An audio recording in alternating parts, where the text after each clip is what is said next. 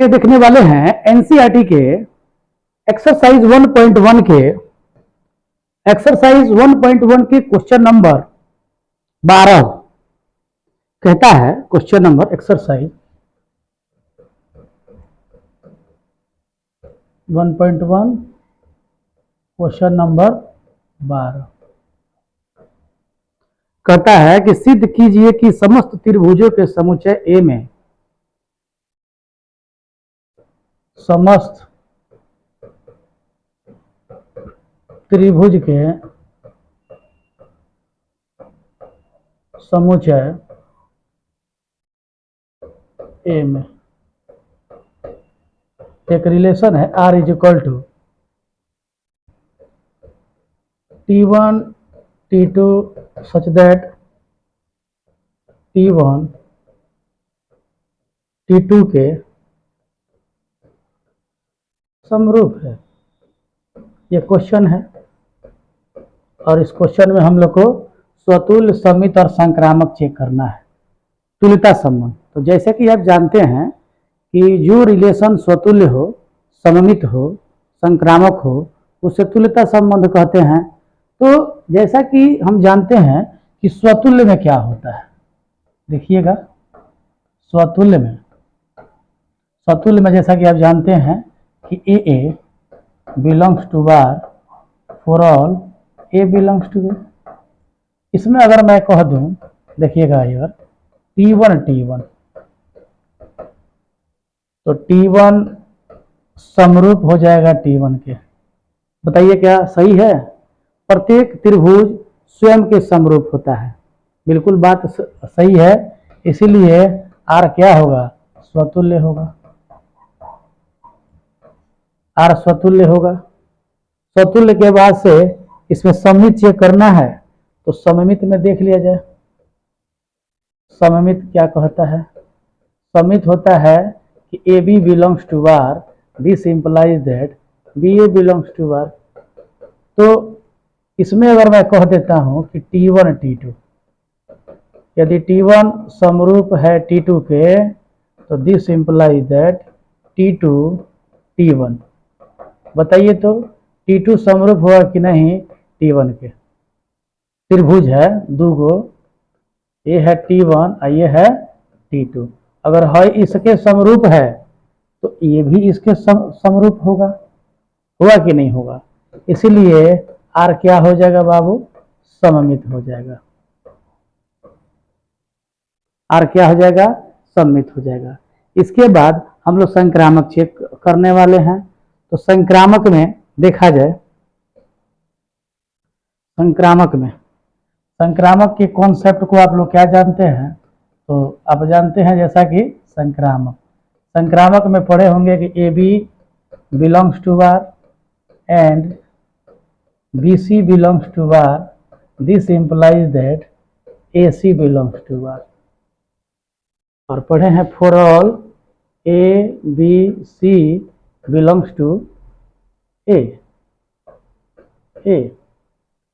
इसी के तर्ज पर हम त्रिभुज ले लेते हैं कि T1 T2। अगर T1 समरूप है किसके? T2 के। एंड एक और ले लेते हैं T2 T3। अगर T2 भी समरूप है T3 के, तो this implies that AB BC AC है, तो T1 T2 T2 T3, तो यहाँ हो जाएगा T1 T3। अब हमको बतलाना है कि T1 T3 के समरूप है कि नहीं। अगर इसमें डाउट है तो आप देख सकते हैं कि 3 को ट्रायंगल ले लेते हैं। देखिए, यहाँ T1 होगा, यहाँ T2 होगा, यहाँ T3 होगा। ये इसके समरूप है, ये इसके समरूप है, तो ये इसके समरूप होगा, निश्चित तौर पर होगा।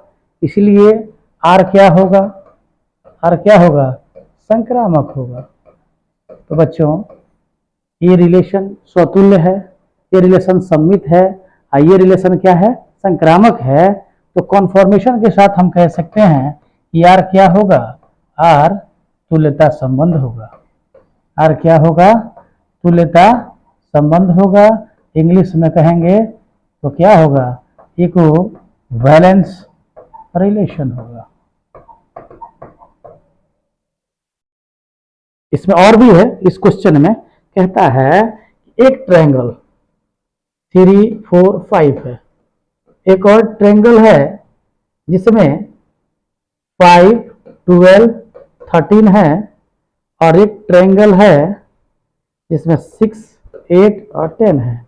इसको T1 मान लेते हैं, इसको T2 मान लेते हैं, इसको T3 मान लेते हैं। क्वेश्चन कह रहा है इसमें कौन सा ट्रायंगल रिलेटेड है।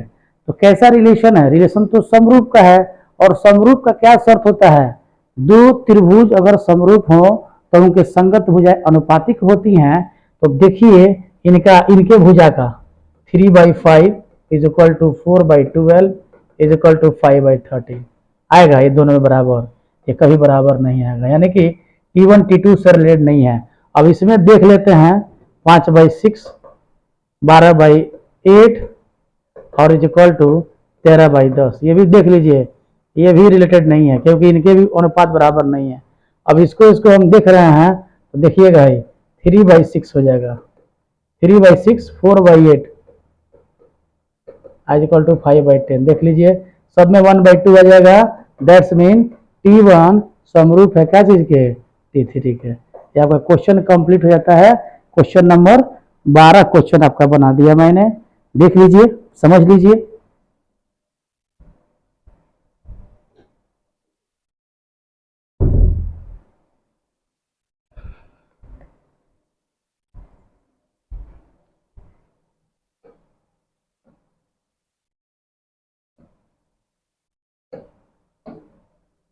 क्वेश्चन नंबर 13 देखना है।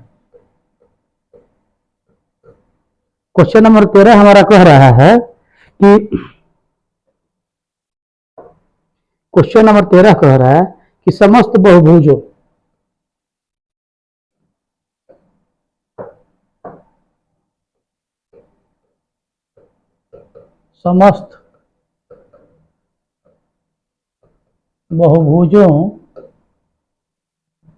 के समुच्चय A में R is equal to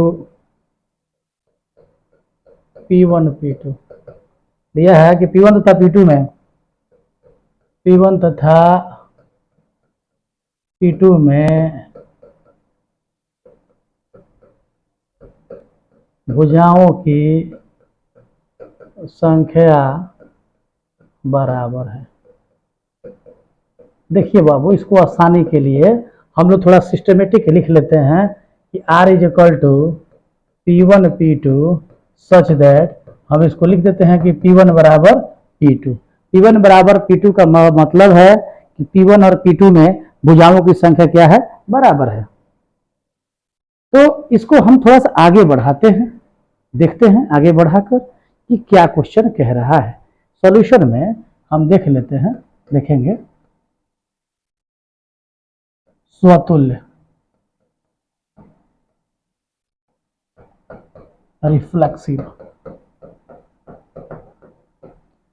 reflexive में मैं ये कह रहा हूं कि P1 बताइए तो P1 बराबर P1, यानी कि मतलब है कि दोनों एक ही बहुभुज है तो दोनों में भुजाओं की संख्या क्या होगी, समान होगी। दैट्स मीन्स क्या होगा, R क्या होगा, स्वतुल्य होगा। स्वतुल्य के बाद से सममित में हम कह दे रहे हैं कि P1 P2 बताइए कि P1 और P2 में भुजाओं की संख्या बराबर है। तो this implies that P2 P1, तो P2 और P1 में भुजाओं की संख्या क्या होगी, बराबर होगी। P1 P2 यानी कि P1 और P2 में भुजाओं की संख्या बराबर होगी, तो P2 और P1 में भुजाओं की संख्या क्या होगी, बराबर होगी। तो आप ये जान सकते हैं कि R क्या है, ये सममित है। अरे दो बहुभुज है, दो बहुभुज, आप बहुभुज का माने मान लीजिए क्या, त्रिभुज है, तो त्रिभुज T1 त्रिभुज T2 दोनों में 3 भुजा है, T2 और T1 इसमें भी 3 भुजा होगा निश्चित तौर पर। तो ये जाहिर सी बात है कि सममित हो जाएगा। सममित के बाद से हम संक्रामक समझते हैं कि संक्रामक क्या कहता है। तो देखिए ना, ये संक्रामक है, तो संक्रामक में मैं ये कह देता हूं कि T1 T2, सॉरी, संक्रामक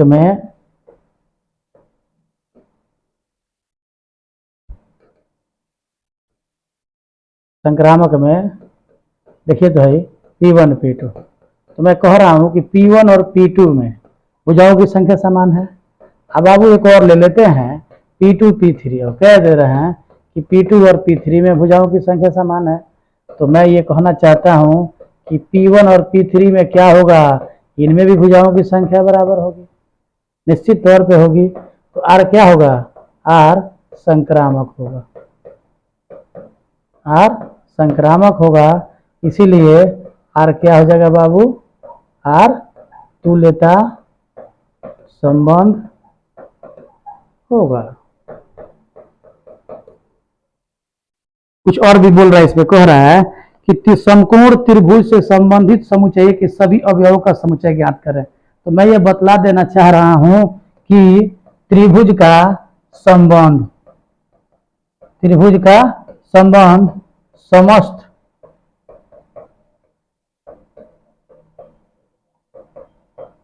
त्रिभुज से होगा। क्यों होगा बताइए, त्रिभुज में 3 गो भुजा है, तो 3 गो भुजा का संबंध 3 गो भुजा वाला से ही होगा। तो समकोण त्रिभुज का जो रिलेशन बनेगा वो समस्त त्रिभुजों के समुच्चय से क्या बनेगा, रिलेशन बनेगा। ये क्योंकि यही बहुभुज में रिलेशन होगा जिनमें भुजाओं की संख्या क्या है, समान है। त्रिभुज में 3 गो भुजा है, तो समकोण त्रिभुज में 3 भुजा है, तो दुनिया के जितने भी ट्रायंगल हैं सब में 3-3 भुजा होते हैं। तो समकोण का रिलेशन समस्त त्रिभुजों के समुच्चय से होगा। ये हुआ आपका कंप्लीट क्वेश्चन नंबर 13 हो गया। आइए हम लोग देखते हैं अगले क्वेश्चन को।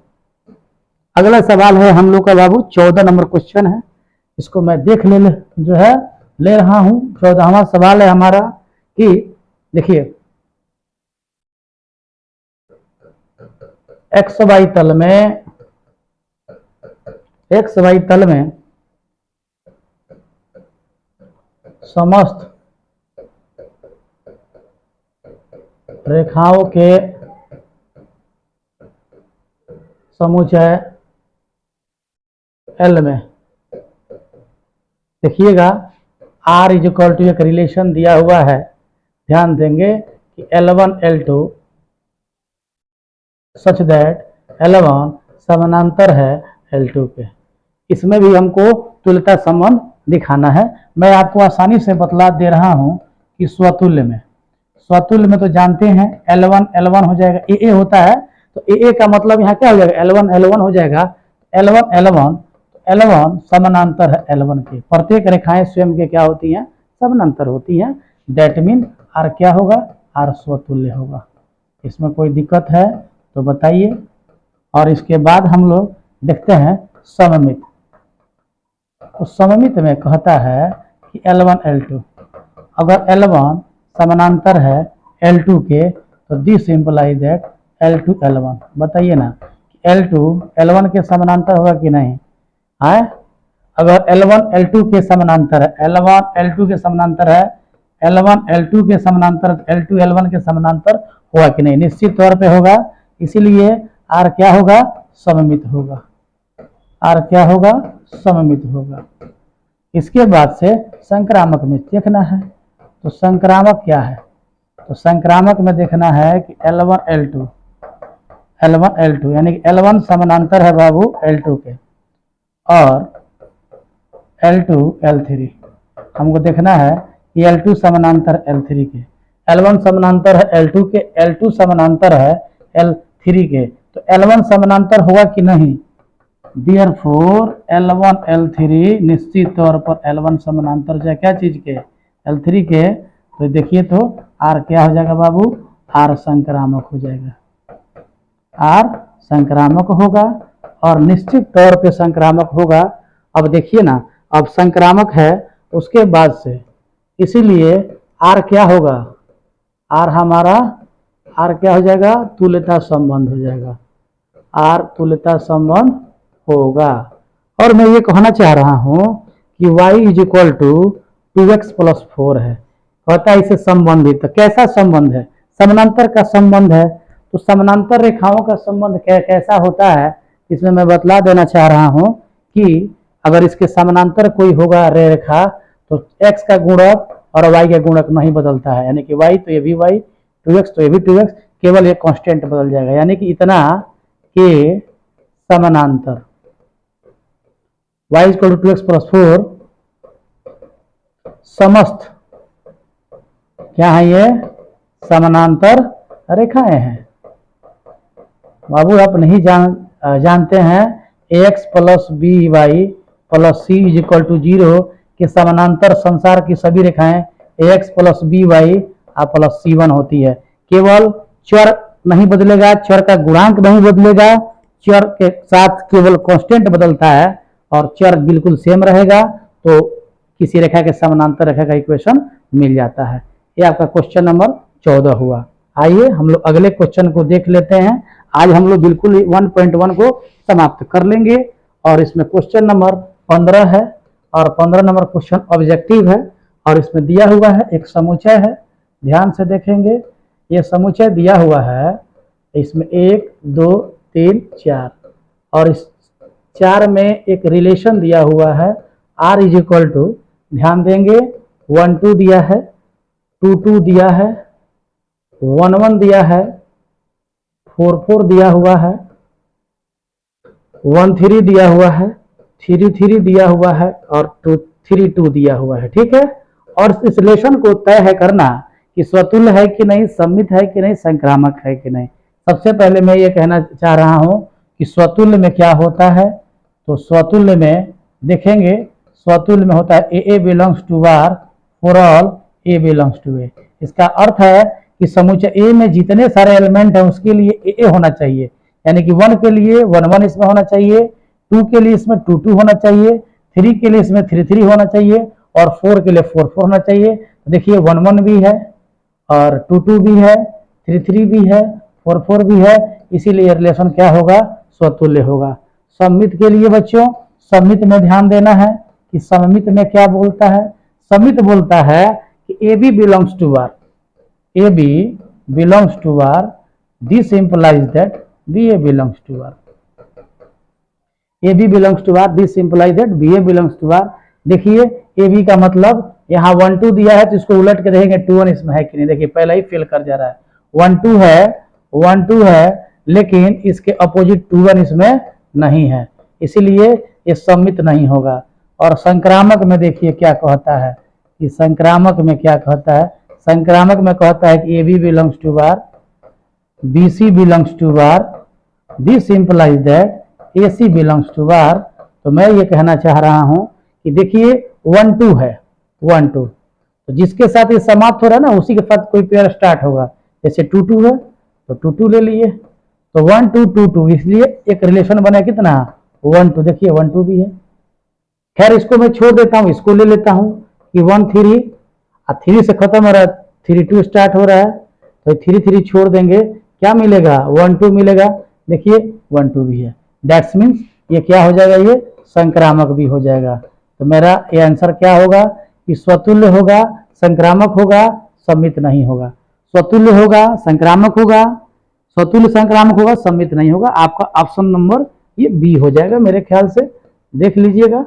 और आगे देखते हैं इसके बाद का क्वेश्चन, देख लीजिएगा, क्वेश्चन को देख सकते हैं। आगे हम लोग अगले क्वेश्चन को देखेंगे, क्वेश्चन नंबर 16।